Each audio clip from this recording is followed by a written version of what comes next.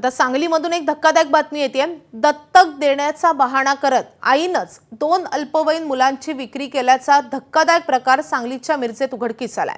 या प्रकरणी मुलांच्या आईसह 5 जणांना पोलिसांनी ताब्यात घेतलंय। सुभाषनगरमधल्या मनीषा रोहित जाधव या महिलेनं प्रत्येकी 20,000 रुपये स्वीकारून मुलांचा बेकायदेशीररित्या व्यवहार केल्याचा आता ही माहिती जिल्हा बाल संरक्षण कक्षाला मिळाली होती।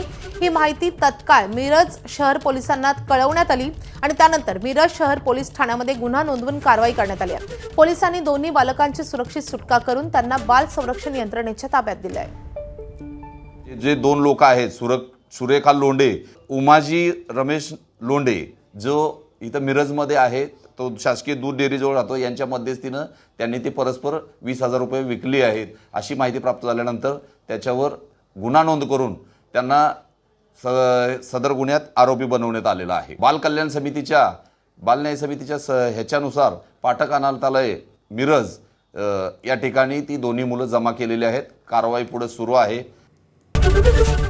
एबीपी माझा, उघडा डोळे बघा नीट।